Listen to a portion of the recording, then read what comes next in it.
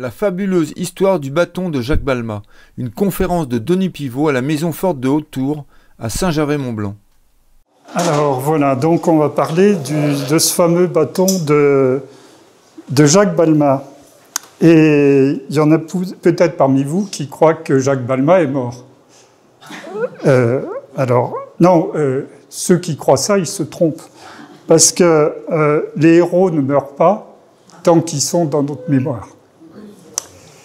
Et justement, je suis là pour pas que Jacques Balmat meure et perpétuer sa mémoire. Donc, je vais tout de suite vous montrer le héros de cette soirée. C'est pas le bâton de Jacques Balmat. Je vais vous expliquer comment j'ai retrouvé ce bâton qui a été conservé secrètement par une famille de Chamonix pendant 6 générations. Et donc qui est maintenant au musée alpin de Chamonix. Et mon fils me fait la surprise pour un Noël de faire la réplique exacte du bâton de Balmat. Donc c'est en tout point la réplique.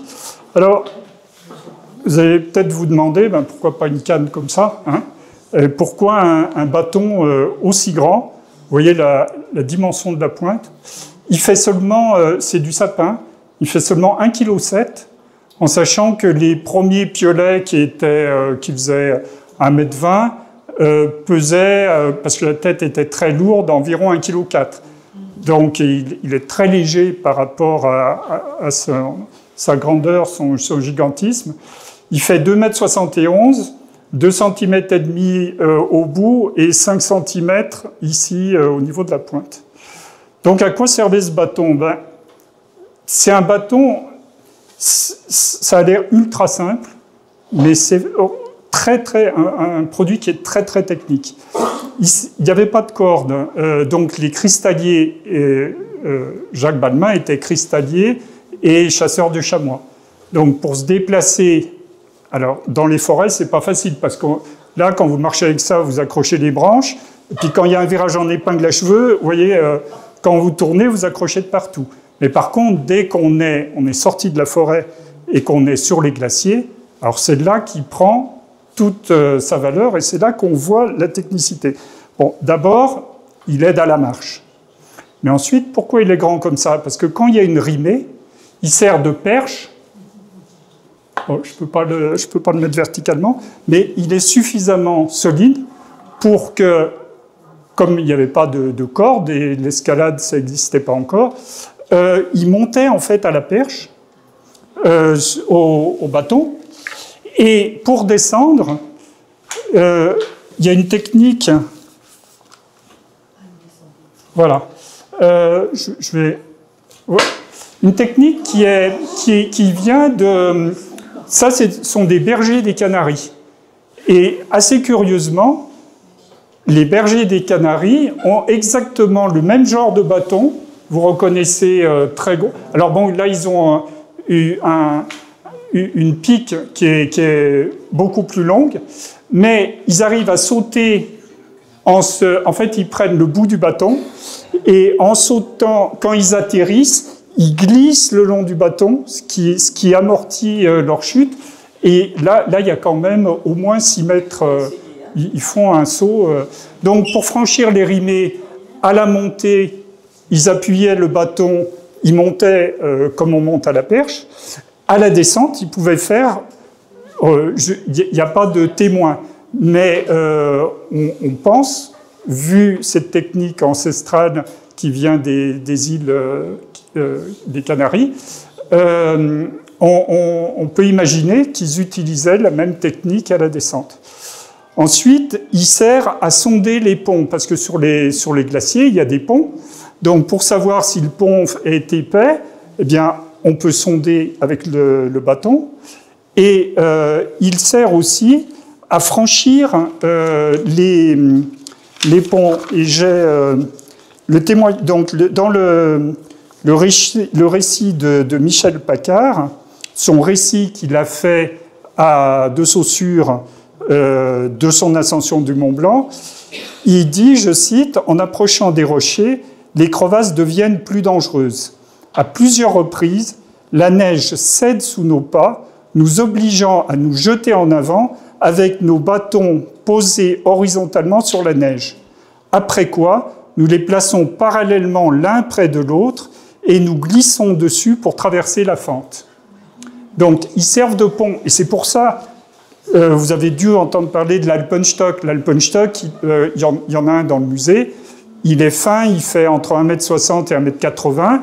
Il est en frêne ou en... Là, c'est du cornouiller, celui du musée.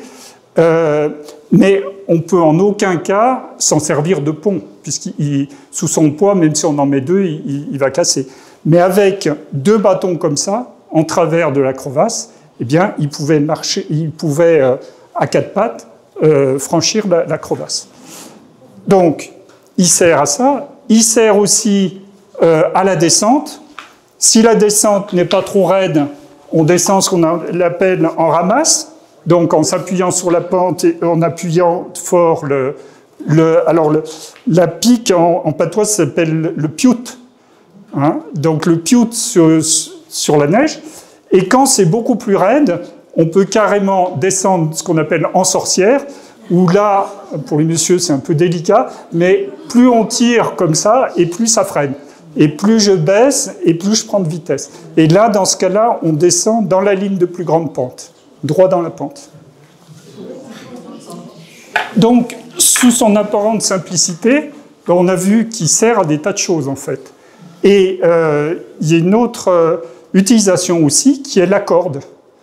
Lorsqu'on traverse un pont de neige qui est un peu scabreux, mais qu'on peut, comme il n'avait pas de corde, il permet de faire une corde courte et de s'assurer dans les endroits difficiles ou aider, s'il y a une rimée à passer, on peut aider, il attrape et l'autre tire.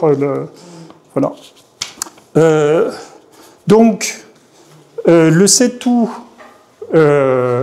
1786, lorsqu'ils partent avec Jacques Balmat, Michel Paccard dit bien: nous n'avions ni corde, ni hache à glace, ni crampons. Seul notre bâton à bout ferré serait notre compagnon de route. Donc, ça, c'est une représentation de Jacques Balmat qui a été faite l'année suivante, en 1787, après l'Ascension avec de Saussure, Horace Bénédicte de Saussure. Et eh bien, on voit la différence entre la réalité, c'est-à-dire ce bâton super simple, et la vision de l'artiste, qui sans doute a jamais mis les pieds en montagne. Donc vous voyez, bon, le bâton, il rentrait pas dans le tableau, il est trop grand. Donc il l'a cassé en deux, là on voit il est brisé. Il a mis une grosse hache, alors qu'il dit bien que dans son récit qu'il n'avait pas de hache à glace. Il a mis des crampons, alors qu'il n'avait pas de crampons. Donc le seul outil, tous les deux, qu'ils avaient pour leur sécurité, à la fois pour la progression et la protection, c'était ce simple bâton. L'usage de la corde apparaît beaucoup plus tard. D'abord, au début, quand les guides utilisaient la corde, ils ne s'encordaient pas. La corde servait, comme on tient une vache, hein, pour tirer son client, mais ils ne s'encordaient pas à l'autre bout, parce que s'ils tombaient, ça les embarquait. Ils ne voulaient pas mourir. Donc, la corde, avant qu'on... Maintenant, ça paraît évident, mais à cette époque-là, l'alpinisme n'existait pas. Le mot alpinisme n'existait pas. Le mot alpinisme, il est utilisé pour la première fois dans la revue du Club alpin en 1877. Donc là, on est un siècle avant. On est en 1876. 1786 et 1877. Et il entre dans le dictionnaire en 1898. Donc, ce qu'il faisait, là, s'appelait... Il y avait des voyageurs. Les guides locaux appelaient les gens les voyageurs, qui étaient aussi appelés les touristes, parce que à l'époque, donc, la montagne était surtout... Ce sont les Anglais qui ont inventé l'alpinisme, qui est le mountaineering, qui est le montanisme, mais le mot n'existe pas en français. Et il faisait ce qu'on appelait le grand tour, qui était un grand tour de l'Europe, où il visitait la Grèce, il visitait les Rome, Florence, et il faisait ce qu'on appelle le petit tour, ça donc au XVIIIe siècle. Il faisait le petit tour, et le petit tour, c'était Chamonix, l'Oberland, pas Chamonix, pardon, Genève. Donc ils arrivaient à Genève en diligence. En diligence, ils allaient donc d'abord dans l'Oberland, après le Valais, après Chamonix, et retournaient à Genève. Et donc de là vient le mot touriste. Le touriste, c'est ceux qui faisaient le tour. Alors un cristallier, à l'époque, avant qu'il y ait le tourisme, de la montagne, il n'y arrivait que des catastrophes. Hein.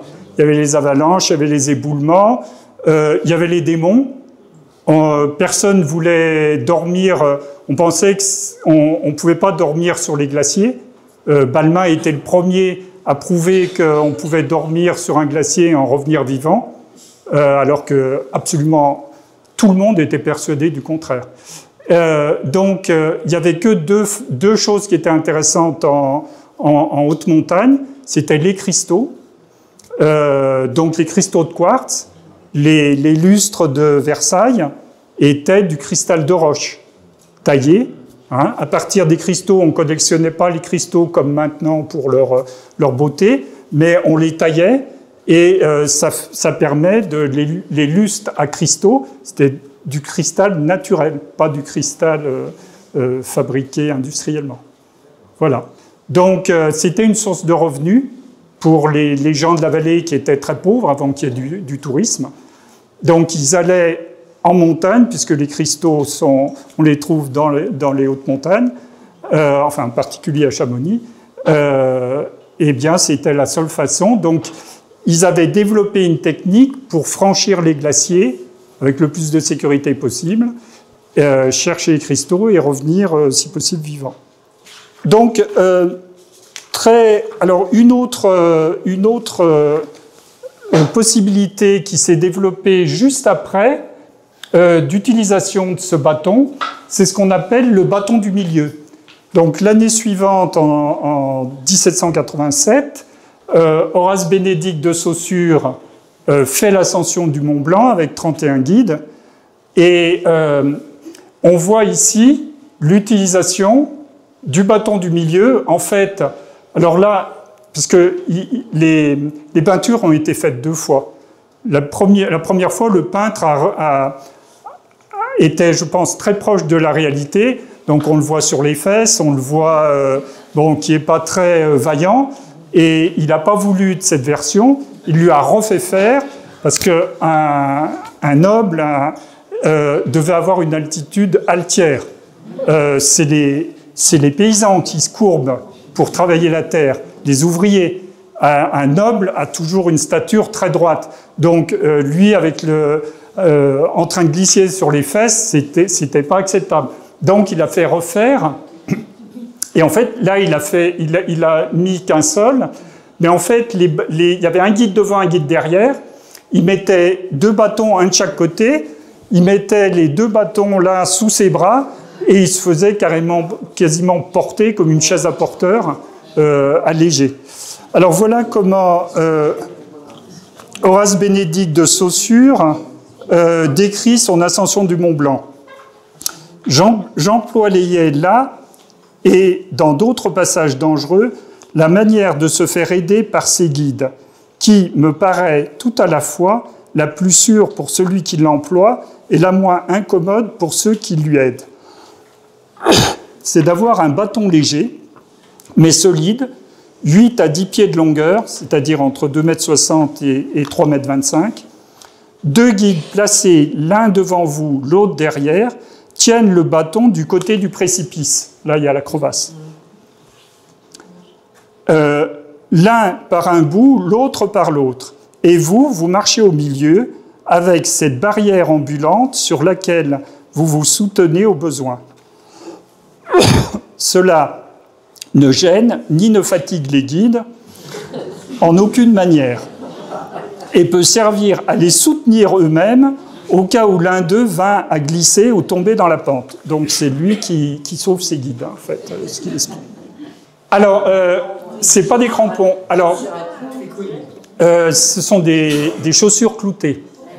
Hein, il n'y avait pas l'ascension de 87, il n'y avait pas de crampons non plus, il n'y avait pas de corde non plus. Et là, c'est ce qui correspond à l'Alpenstock, ce que je vous disais, entre 1,60 m et 1,80 m.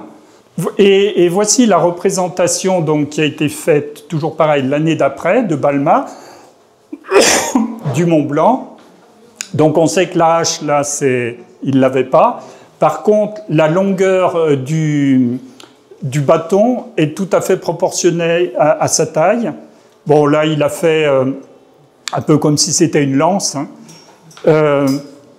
Mais lorsque ce bâton a été exposé au musée alpin, ils avaient reproduit cette photo grandeur nature et le bâton était en travers comme ça et on voit il a exactement la taille donc en proportion. Alors Balma, il est monté jusqu'au sommet du mur de la côte,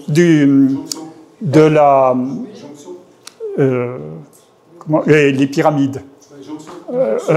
C'est juste en dessous de la jonction. La fin, juste avant de pénétrer sur le glacier. Hein, le glacier de la jonction. Voilà. C'est un lieu dit le gîte à Balma. Hein. Donc ils ont dormi là. On est le 7 août 1786. Il part avec Michel Gabriel Paccard. Il monte dormir à la fin de la terre ferme, début du glacier de la jonction. Ils vont monter jusqu'au sommet du Mont Blanc, ils vont redescendre, et là, ils sont pris par la nuit et ils dorment sur le glacier. Et c'est la deuxième fois que des gens dorment sur un glacier. La première fois, c'était lors d'une tentative où Paccard s'était joint à des guides qui faisaient une tentative au sommet. Et les guides ayant peur, les guides de Chamonix, donc, ayant peur de se faire prendre par la nuit, ont décidé de redescendre. Mais lui a voulu... Balma était un franc-tireur. Hein. Il n'aimait pas se mêler aux autres. Il avait un caractère de cochon, on peut le dire. Et au lieu de redescendre avec tous les guides, il est resté pour repérer justement, il voulait voir au-dessus du petit plateau, il voulait voir où ça pouvait passer. Et il dit que c'est là qu'il a compris qu'il y avait une possibilité pour aller au sommet du Mont Blanc. Et en redescendant, il s'est fait prendre par la nuit. Comme il y avait les crevasses, il ne voulait plus marcher la nuit avec les crevasses. Donc, sans équipement, il a dormi sur place. Il en a réchappé et là, il a compris qu'on pouvait dormir parce que faire l'ascension, l'aller-retour dans la journée, c'était pas possible. Personne n'y était arrivé. Et ils avaient toujours cette limite dans le temps qui faisait qu'ils ne pouvaient pas arriver au sommet. Donc, avec Paccard, ils vont au sommet, ils redescendent. Là, à nouveau, ils dorment, ils ont très froid. Ils redescendent et donc, ils sont accueillis après à Chamonix. Alors là, il a une hache, mais c'est une vision de l'artiste. Il n'avait pas de hache. La hache servait à tailler des marches, hein, tailler des marches dans la glace. Mais il choisissait les conditions. S'il y a des bonnes conditions, là, ils sont au mois d'août. Bon, maintenant, au mois d'août, il y a déjà de la glace, mais à cette époque-là, on pouvait faire le Mont Blanc au mois d'août.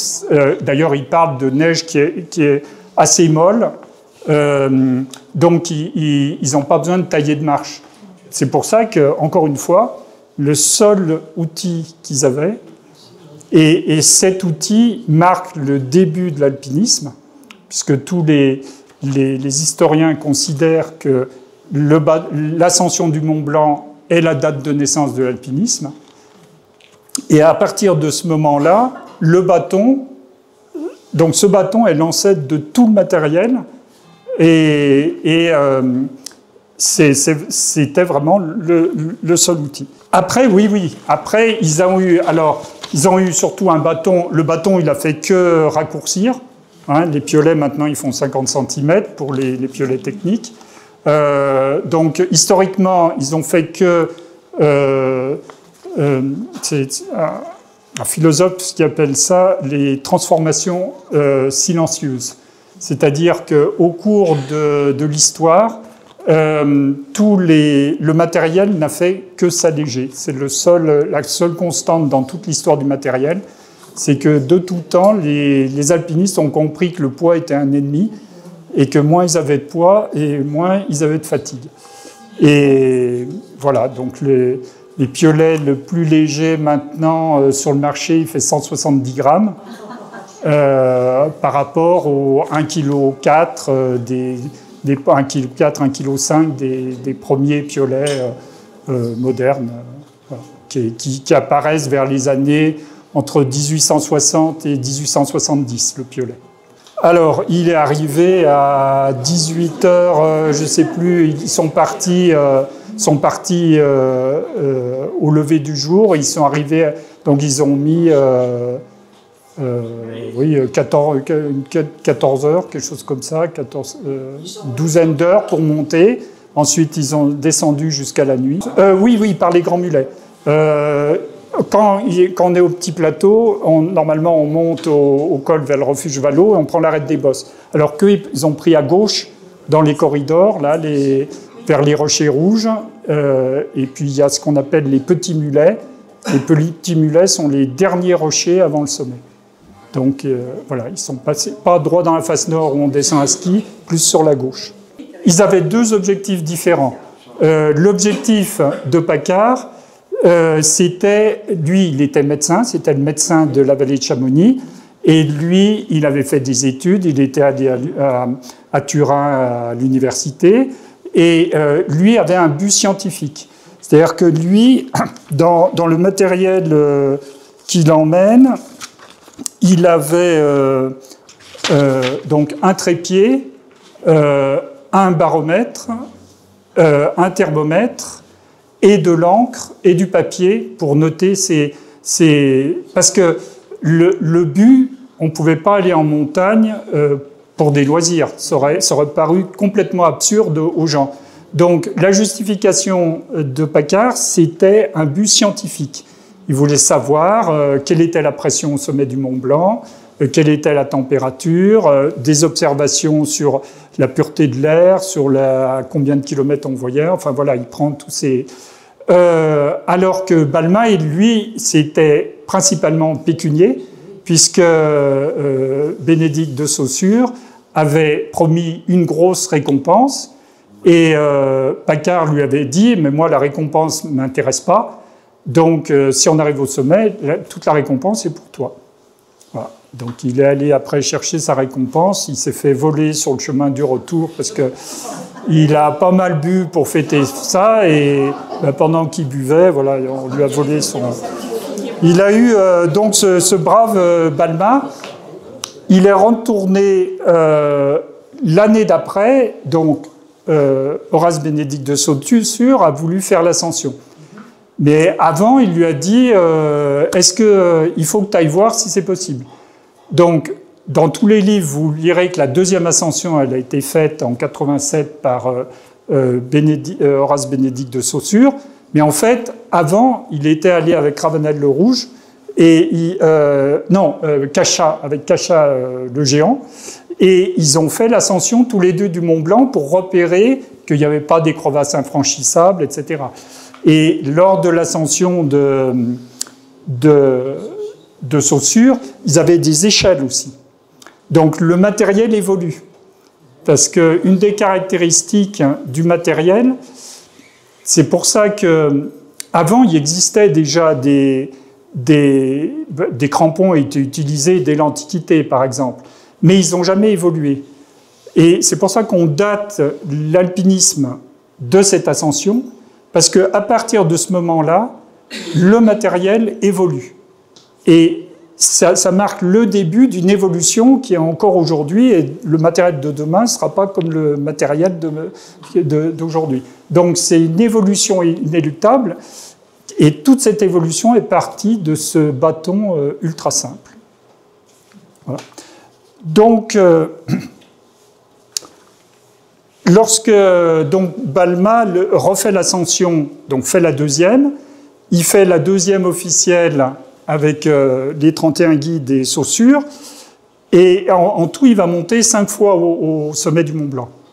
Et puis après, il se désintéresse du Mont Blanc, parce qu'il n'est pas... En fait, il n'a jamais été... On dit qu'il est guide, mais il n'a jamais été guide officiel de la compagnie des guides de Chamonix, ni d'aucune compagnie. Il était guide de fait parce qu'il emmenait des gens en montagne. Et il a la fièvre de l'or, et il s'imagine qu'il va trouver de l'or. Et en fait, il va au-dessus de Samoin, au mont Ruan, et là, il disparaît. On n'a jamais retrouvé son corps. Il cherchait, il était sûr qu'il y avait de l'or là-bas, et il disparaît donc en 1834. Il est couvert de dettes, et donc à sa mort, sa famille vend aux enchères une partie de son matériel. Et dans ce matériel, parce que des bâtons de montagne, il n'en a eu pas un seul, mais celui du Mont Blanc, il l'avait toujours gardé, parce que c'était vraiment l'objet qui avait changé sa vie, complètement. Donc, il avait réussi de le garder. Alors, pour sa famille, ça n'avait absolument aucun intérêt. Donc, il décide de le vendre. Et il y a un menuisier des Ouches qui s'appelle Jean-Méril Payot, qui à l'époque a 26 ans. Donc en 1834, il achète ce bâton à la vente aux enchères. Et il l'achète sans doute pour pas grand-chose, mais en bon menuisier, il voit que ce bâton est de très bonne qualité, très bien séché, très droit, solide. Et ce qui faisait la valeur du bâton, c'était sa pointe. Donc je vous la montre, voilà, c'est quand même pas une petite pointe, donc qui était forgée. Et il décide d'acheter le bâton. Il rentre chez lui, content de son affaire, et puis il regarde mieux le bâton, et il s'aperçoit que la douille, donc qui enserre, qui évite à la pointe de sortir, il s'aperçoit que la douille est fendue. Il dit, mince, alors je me suis fait avoir, je n'avais pas vu.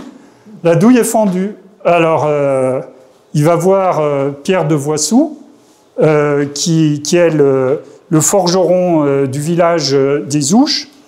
Et Pierre de Voissou, en fait, était mécanicien. La famille de Voissou est une famille qui avait de l'instruction dans la vallée de Chamonix. C'était une tradition. Ils savaient tous lire et écrire. Et lui était, bon, maintenant on dirait il était mécanicien, on dirait ingénieur, si vous voulez. Il était spécialisé dans les machines Jacquard. Et l'hiver, parce qu'à Chamonix, l'hiver, on peut pas gagner d'argent, il n'y a aucune activité. Il allait en Italie, et en Italie, il réparait les métiers Jacquard. Donc il faut un métier Jacquard, c'est compliqué, hein. Encore maintenant, pour comprendre comment ça marche, c'est assez sophistiqué. Donc lui réparait les métiers Jacquard, et ici, là, donc c'est dans la province des Como, en Lombardie. Alors, vous voyez, son nom, c'est De Vu A Sou avec un D. Vous allez voir que le nom, il n'arrête pas de changer, hein. Il est avec un X, avec un D, avec un... L'orthographe n'était pas du tout encore fixée à cette époque-là.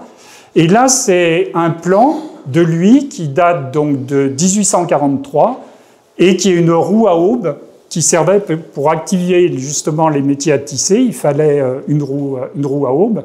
Après, il y avait un grand axe et puis des courroies, et tout ça faisait tourner les métiers. Donc, il avait conçu une grande roue à aube. Ce plan est conservé encore par la famille. Et en fait,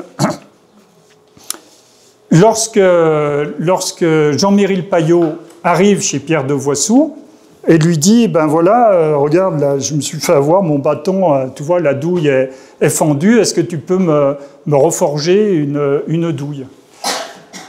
Et Pierre de Voissou, en fait, son père était guide, plusieurs de ses oncles étaient guides, Lui, il avait mal tourné, il était devenu mécanicien. Bon, et en plus, son cousin, Julien, est marié avec la fille du docteur Paccard. Donc, en fait, le Mont Blanc, pour lui, pour les gens, c'était bon, c'était une bonne affaire pour Balma parce qu'il avait eu la prime, mais les gens n'avaient pas conscience de l'histoire.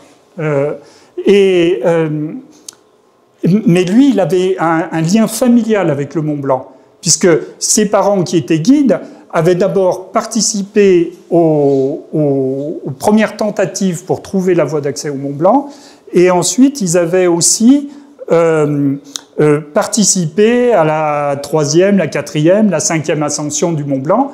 Donc lui, quand il voit le bâton et qu'il lui dit « c'est le bâton que j'ai acheté à la vente aux enchères et c'est le bâton qui a servi pour la première ascension du Mont Blanc », il a une idée géniale. Il lui dit « écoute, Jean Méril, ton vieux bâton là, moi je t'en donne un neuf.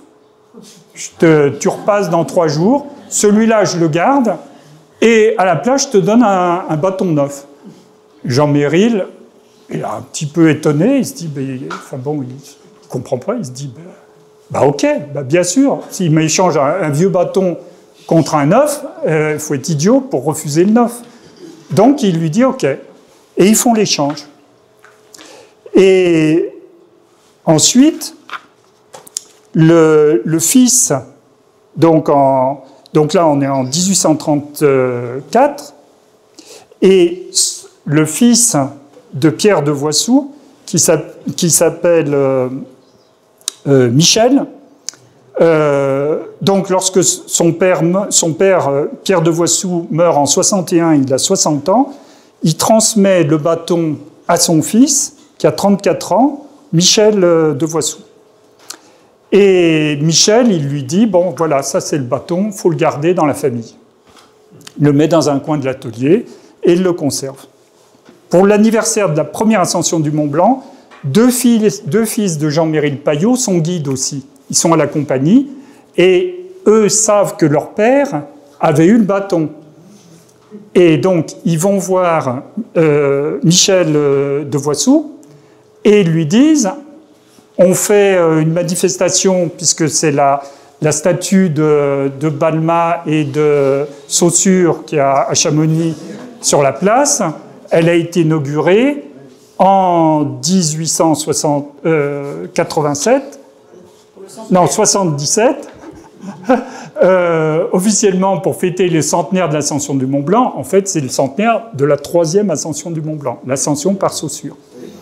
Donc, et à ce moment-là, Michel de Voissou se dit, mais mon père est mort, lui, il m'a raconté l'histoire, mais, et puis il y a 100 ans qui se sont passés quand même. Maintenant, il comprend lui aussi l'intérêt historique, qui est plus qu'un intérêt familial, mais qui est aussi un intérêt historique.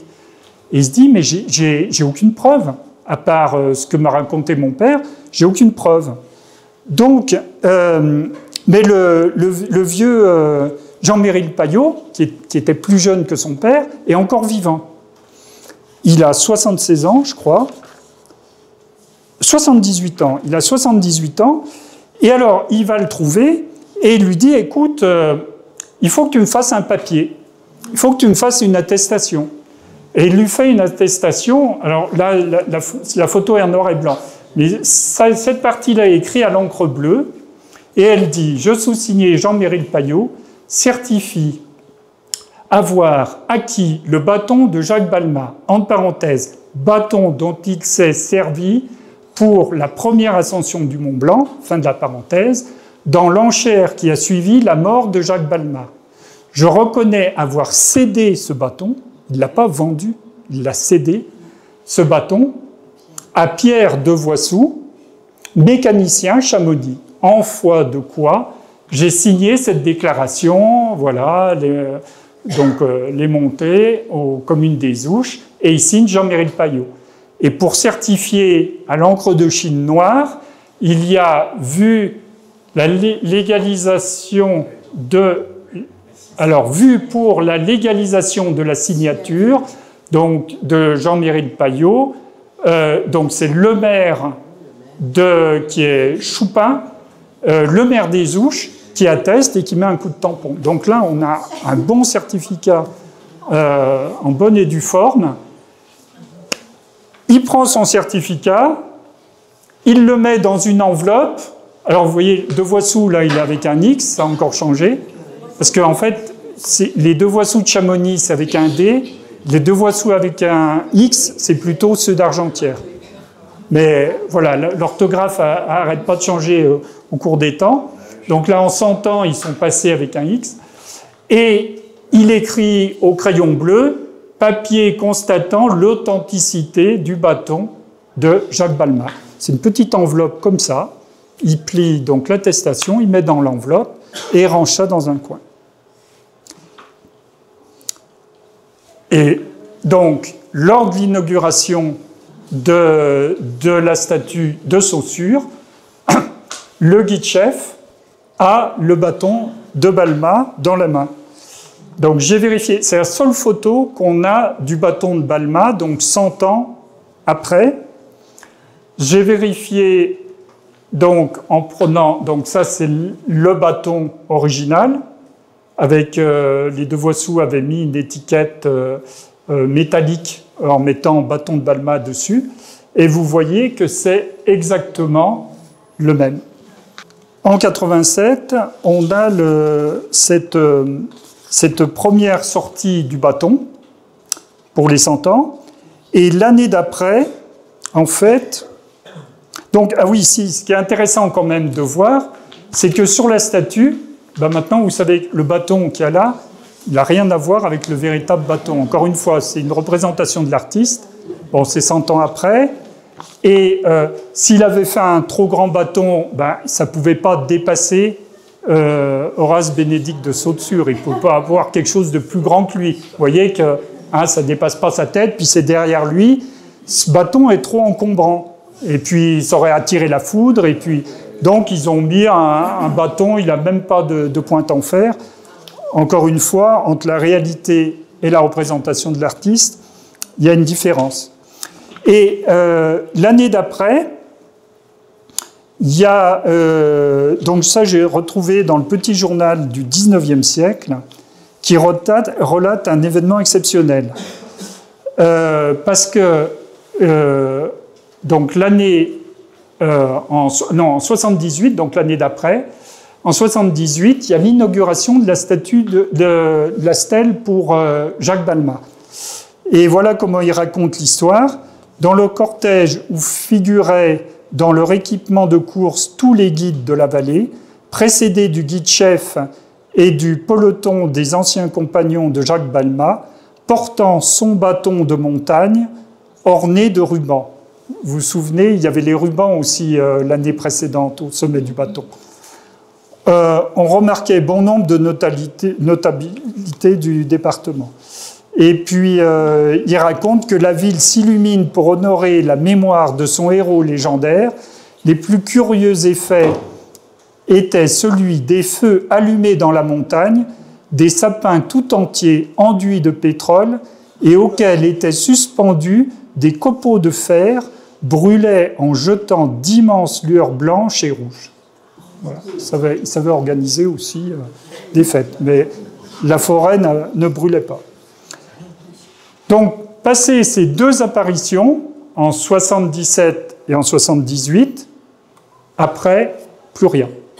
Donc, Pierre avait transmis à Michel, Michel transmet à son fils Émile, Émile transmet à Edmond, Edmond transmet à Gérard. Gérard, on est en 1976, bicentenaire de l'ascension du Mont Blanc, gros Barnum à Chamonix, plein de festivités. Et Gérard, il dit rien. Gérard, il avait une philosophie, pour vivre heureux, vivons cachés. Le bâton, il est dans un coin. Parce que Gérard, les sonnettes de Voissou, lorsque vous allez à Chamonix, là, en entrant, c'est les sonnettes. Gérard, c'est la famille. Donc, c'est Pierre de Voissou qui a commencé à faire les premières sonnettes. Ils ont fait quelques piolets aussi. parce que dans la famille, il y avait des guides. Et Gérard, donc 100 ans après, bicentenaire, il dit rien. Il dit pas qu'il a le bâton. Mais par contre, exactement comme son aïeul, il se dit, ouais, mais bon, j'ai le bâton, mais la seule preuve que j'ai, c'est le certificat. Et le certificat, si la maison brûle, si le chalet brûle, il n'y a plus de certificat. Où mettre en sécurité mon certificat? La salle des coffres du Crédit Agricole, bien sûr. Donc, il décide de mettre le fameux l'enveloppe avec le papier, il le met dans la salle des coffres du Crédit Agricole à Chamonix. Sauf que, donc 10 ans plus, 20 ans plus tard, en 1996, je ne sais pas si vous vous rappelez, mais il y a une crue gigantesque de larves. Larves débordent. La salle des coffres, elle n'est pas sous le grenier, elle est dans le sous-sol. Elle est à côté de terrasses, là. Hein. Ces terrasses, tous leurs archives qui étaient dans le sous-sol aussi, ça a tout été inondé. Et le Crédit Agricole est à côté, et la salle des coffres, tout flotte. Et le papier, la fameuse attestation qui est conservée en parfait état depuis 2 siècles, quand même, voilà ce qu'elle devient. Et c'est pour ça que j'ai insisté sur l'encre bleue et l'encre de Chine. Vous savez que l'encre de Chine est indélébile. Donc l'encre bleue, elle a buvé à cause de... Et l'encre de Chine, elle est restée parfaite. Heureusement que Gérard avait fait une photocopie, puisque ce que je vous ai montré avant, Gérard, avant de le mettre au Crédit Agricole, s'était fait une photocopie. Là, ce n'est pas 2 papiers, il est recto verso. Donc, non, là, c'est vraiment une preuve qui a été détériorée, mais qui est toujours existante. Et donc, alors comment ce secret... Parce qu'ensuite, donc, Gérard transmet à Thomas. Thomas est l'actuel propriétaire donc, des sonnettes de Voissou.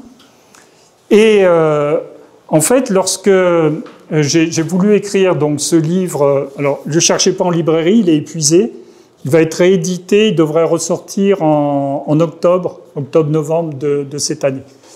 Mais lorsque j'ai voulu écrire, donc c'est un livre qui raconte l'histoire en fait des fabricants de matériel d'alpinisme de la vallée, donc les de Voissou, Charlet bien sûr et Simon. Et donc en recherchant l'histoire,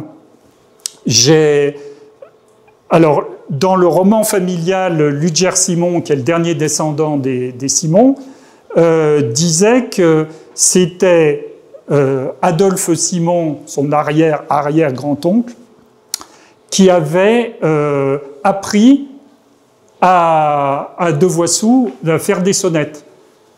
Mais dans les dates, ça ne correspondait pas, ça clochait, c'est le cas de le dire. Et donc, avec Ludger, on est allé voir Thomas de Voissou en lui disant qu'est-ce que t'en penses ? Et Thomas dit non, mais c'est l'inverse. C'est en fait Adolphe Simon a été en apprentissage. Parce qu'il faut savoir qu'Adolphe Simon, ils étaient 7 enfants, donc 3 garçons, 4 filles, mais les filles, ça compte pas. Il y en avait 2 avant lui, mais à cette époque-là, les filles, voilà, il fallait les marier et c'est tout. Et toutes mariées avec des guides d'ailleurs. Et donc il se retrouve à 13 ans. Il est le soutien de famille. Ils ont des vaches, mais il ne peut pas faire tourner l'exploitation à 13 ans. Et un de ses oncles était, qui est Auguste Simon, un guide célèbre. Il faisait lui aussi des sonnettes et il faisait et il lui dit, voilà, il y a un métier d'avenir, c'est fabriquer des sonnettes. Parce que à ce moment-là, vient la mode d'ensonnailler les troupeaux. Donc c'était, il y a Claret qui avait commencé, De Voissou, et donc son oncle faisait aussi des sonnettes. Auguste Simon, et il lui dit, bon, il faut que tu... Mais sauf que lui, il était au Lavancher, donc il ne pouvait pas venir l'hiver, c'était trop loin. Et de Voissou, c'était un peu de la famille, mais bon, tout le monde est de la famille quand on remonte un petit peu loin dans la vallée, mais c'était de la famille, et il habitait à côté. Donc il lui dit, ben, tu vas aller en apprentissage chez de Voissou. Et à ce moment-là, donc, je monte les premiers piolets d'Adolphe Simon, et donc c'est un chamois, mais alors qu'il y a un très grand cou, on dirait plutôt un cerf. Et lorsque je montre ça à Thomas, Thomas me dit, mais ça me dit quelque chose. Il part dans son atelier, il revient un moment après, et il avait dans la main le premier poinçon d'Adolphe Simon. Donc, qui datait de 1871. Et je dis, ben oui, parce que, en fait, ses parents, lorsque le fils d'Adolphe Simon avait repris les sonnettes, et lorsqu'il est décédé, et alors ça a été un accident terrible, il allait voir sa belle famille à Machilly, ils étaient 7 dans la voiture, toute sa famille, sauf une fille qui était à New York. Il avait 2 filles à New York, et il y en a une qui était rentrée pour les vacances, et l'autre, elle devait rentrer, mais elle avait eu un empêchement, elle n'était pas venue. Et ils vont tous ensemble voir la belle famille à Machilly, parce qu'à Machilly, c'est connu pour leurs framboises, ils allaient cueillir les framboises à Machilly. Mais il y a une voie de chemin de fer juste avant l'entrée de Machilly. Machilly, c'est à côté du lac de Genève. Et au moment où ils passent le chemin de fer, le garde-barrière n'avait pas fermé la barrière. Il y a un train qui arrive, il prend la voiture de plein fouet, 7 morts. Donc toute la famille a disparu. Et les sonnettes, pendant longtemps, c'était inoccupé.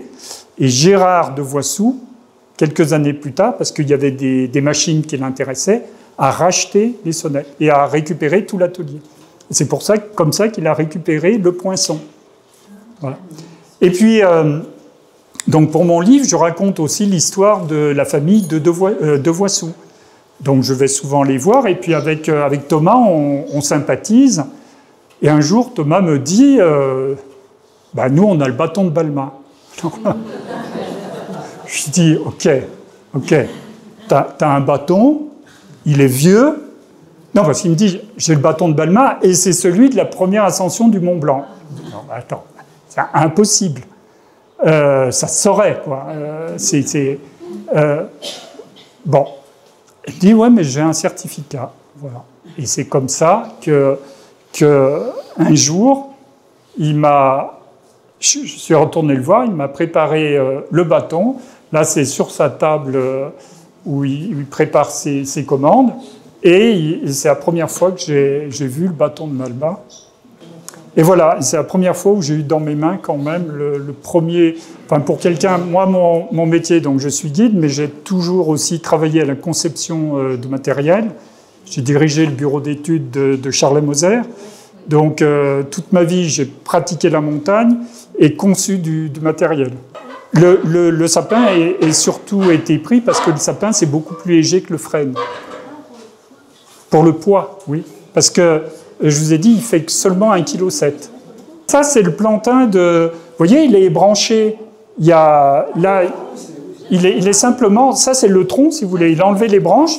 Là, on voit tous les petits nœuds. Là, on voit très bien, d'ailleurs, sur l'original, tous les petits nœuds, toutes les petites branches qui partent. Et ce qu'il faut quand même comprendre, c'est que à l'époque, un magasin de sport, ça n'existait pas. Hein, les magasins de sport, il faut attendre. C'est Snell, le premier qui vendait des antiquités, ça s'appelait aux armes de je ne sais plus, et il vendait des antiquités à Chamonix. Et comme il était anglais et qu'il parlait bien anglais, il était américain, mais il parlait bien anglais, donc tous les Anglais venaient le voir quand ils voulaient acheter du matériel. Donc, en fait, quand il ouvrait une armoire, dedans, il y avait des cordes. Dans un tiroir, il y avait de commodes, il y avait d'autres cordes. Dans une bonnetière, il y avait des piolets. Et puis, il s'est aperçu qu'il vendait plus de matériel d'alpinisme que d'antiquité. Et il a transformé son magasin en boutique qui vendait du matériel de montagne. Mais ça, on est au XXe siècle déjà. Bon, la première fois que j'ai ce bâton dans les mains, je suis très, très, très ému. Et j'explique parce que dans sa famille, Thomas a une sœur, il n'y avait que sa mère, Martine, et Thomas qui étaient au courant qu'ils avaient le bâton de Balma. Même sa sœur ne savait pas. Ça peut attirer les convoitises. Et il me dit, mais il a toujours été dans un coin de l'atelier, alors au milieu des... bon. Et je lui dis, écoute Thomas, ça, ce bâton, c'est le patrimoine mondial de l'alpinisme. Vous ne pouvez pas le garder que pour vous. Ok, vous l'avez gardé secrètement pendant 6 générations, mais maintenant, vous ne pouvez pas continuer à garder ça comme ça.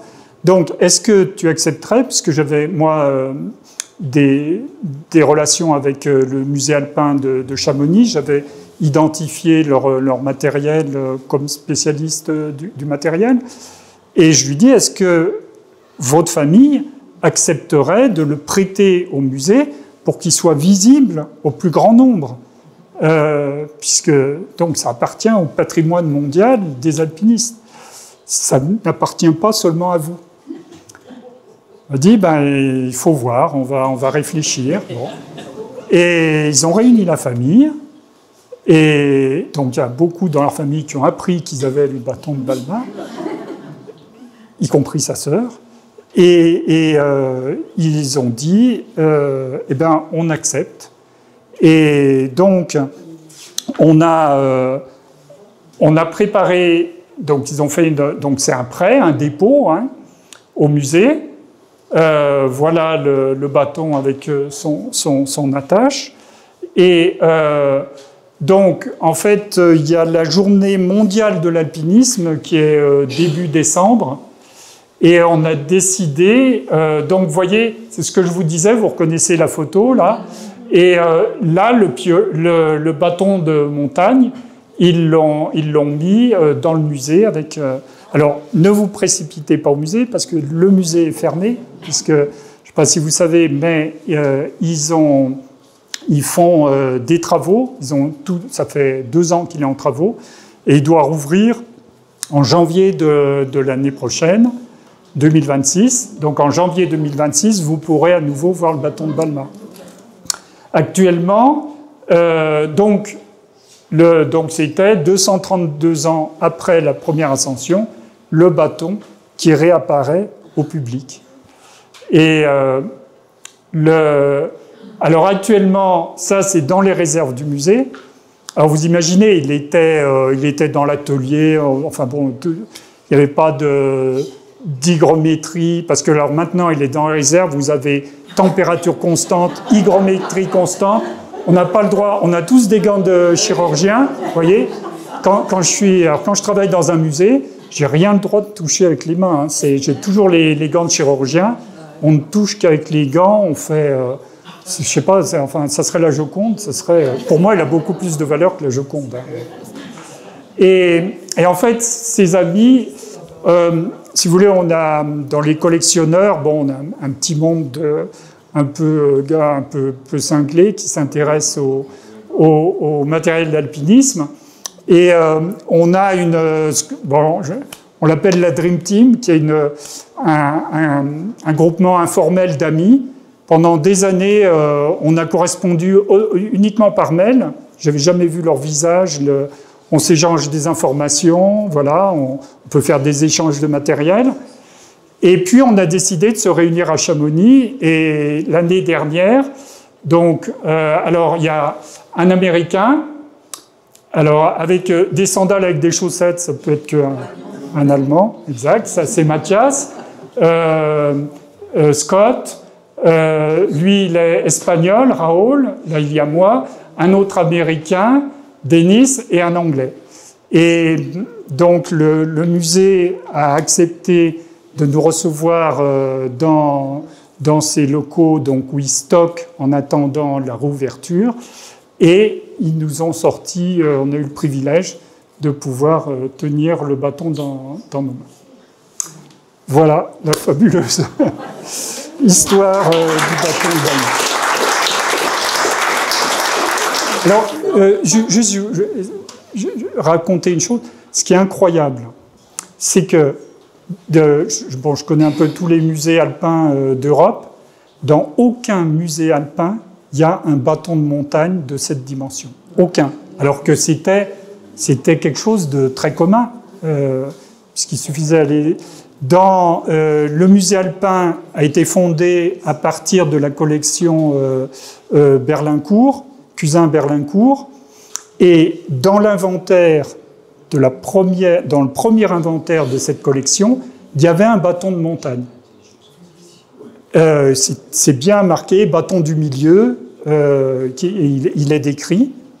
Et puis cette collection, elle est partie, elle a été exposée, après elle n'a plus été exposée, elle a été dans le grenier de la mairie de Chamonix, elle est passée dans une cave, enfin bon, elle a été déménagée plusieurs fois. Et ce grand bâton, c'est qu'un bâton, quoi. Et puis c'est encombrant. Vous savez bien, dès qu'on veut bouger avec, là, quand je suis venu ici pour marcher dans la rue avec, mais tant qu'on va tout droit, ça va, mais alors dès que je suis à un angle et que je veux tourner, ça accroche, il faut faire attention aux gens devant, aux gens derrière. Et ce bâton a disparu. Et une des choses vraiment importantes, c'est que je crois que s'il n'avait pas gardé ce secret pendant 6 générations, ce bâton aurait disparu aussi.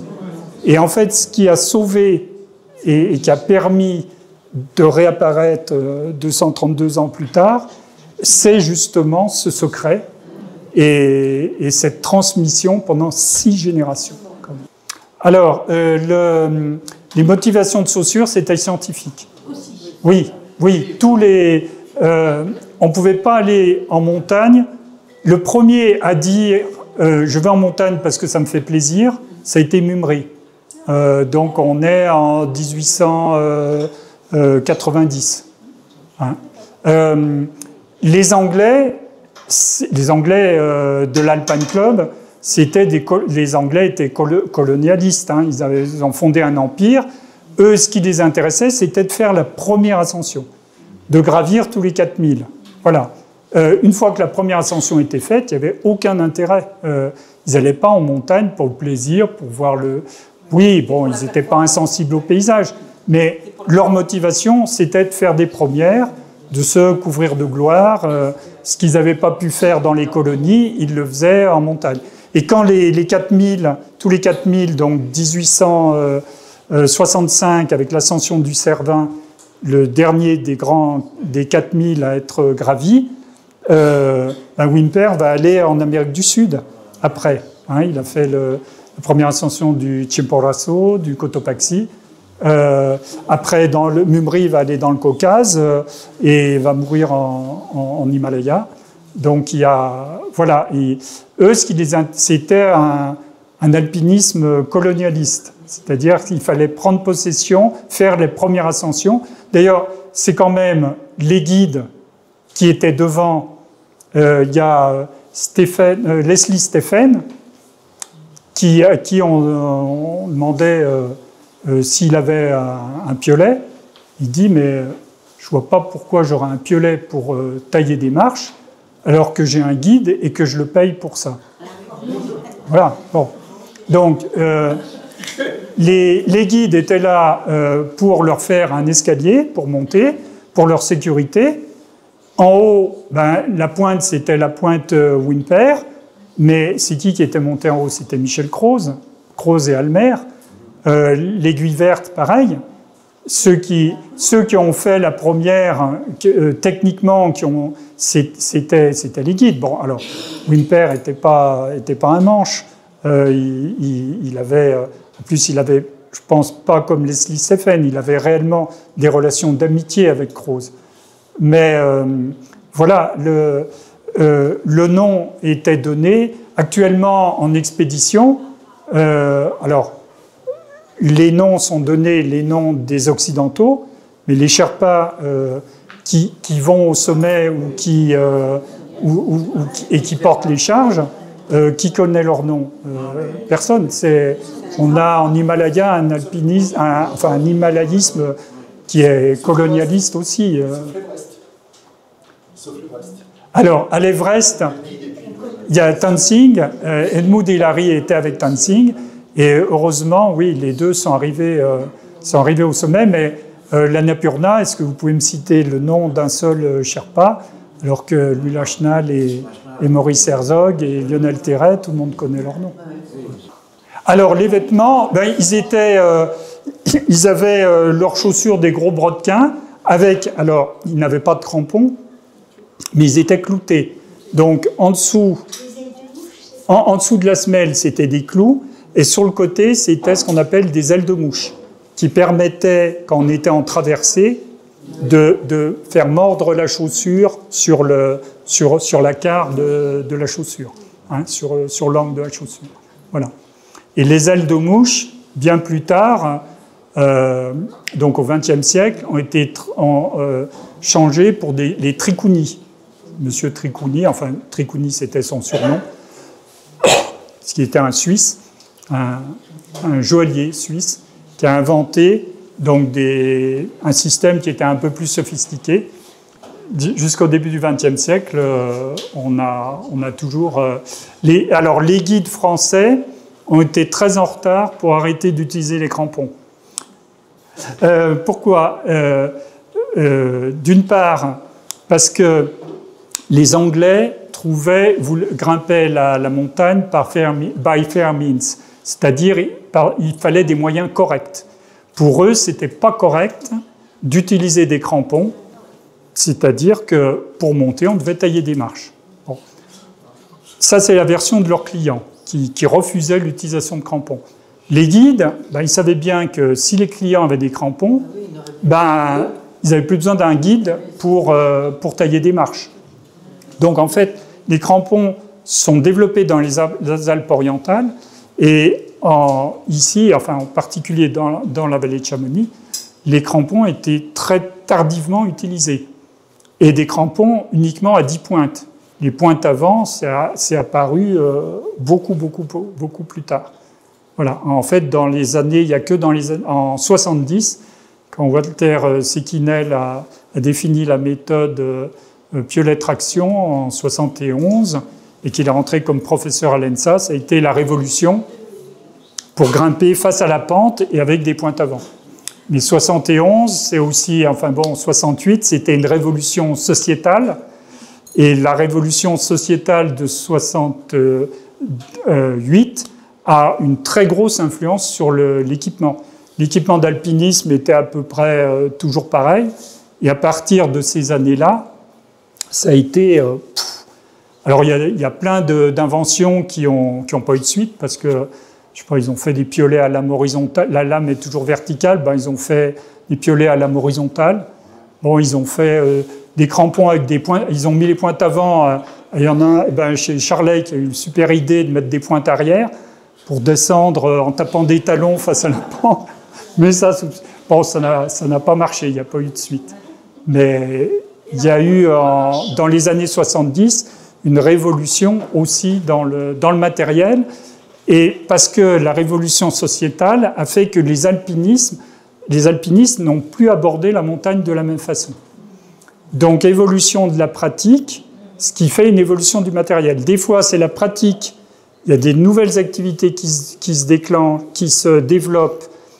Il faut créer, les fabricants doivent créer un matériel pour s'adapter à ces nouvelles techniques. Et des fois, ils créent du matériel qui permet d'accéder à des choses qui étaient impossibles avant. Par exemple, la lame banane, c'est une lame inversée. La lame, elle est courbe plutôt comme ça. Et la lame banane est inversée. C'est Ludger Simon qui a inventé ça. Et il commençait à y avoir des escalades de cascades de glace. Mais avec les piolets traditionnels, c'était vraiment des balbutiements, c'était vraiment très très difficile, très engagé. Et techniquement, c'était limité. à partir du moment où il appelait lui ça la lame réverse, parce qu'elle était à l'envers, et les Américains l'appelaient elephant peak, parce que ça ressemble à une trompe d'éléphant comme ça.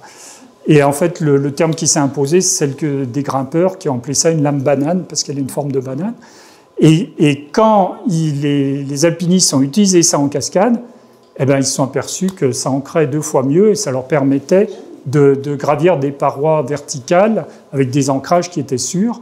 Et ça a été une explosion de premières en cascade de glace qui était due à l'apparition de ces nouvelles lames. Dans les années 2000, quand il y a eu les compétitions d'escalade sur glace, l'escalade, c'était, ça n'allait pas au-delà de la verticale, puisque l'eau, quand elle tombe à la verticale, donc les cascades, c'est pas horizontal. Bon, il peut y avoir en dessous d'un surplomb des parties, mais c'était des courtes sections. Et quand il y a eu les compétitions, les premières compétitions, il n'y avait pas vraiment d'intérêt, parce que grimper sur du vertical, il n'y a pas besoin d'être des super grimpeurs pour savoir faire. Donc, alors il y avait des notes de style, on notait le style, on notait le... Bon. Et puis il y a les Italiens qui ont trouvé comment faire tenir de la glace sur un plafond horizontal, avec de la neige mouillée, et puis il crépissait, puis ça gelait. Et à partir du moment où il a fallu progresser à l'horizontale et plus à la verticale, eh ben, ces fameux piolets à la banane, ils fonctionnaient plus. Et il a fallu inventer. Donc on a inventé les piolets à manches déportées qui sont vraiment nés de la compétition. Et donc c'est notre exemple d'évolution, puisque d'un seul coup, ce qui n'avait jamais existé dans l'histoire de l'alpinisme, il fallait franchir des grandes sections horizontales de glace.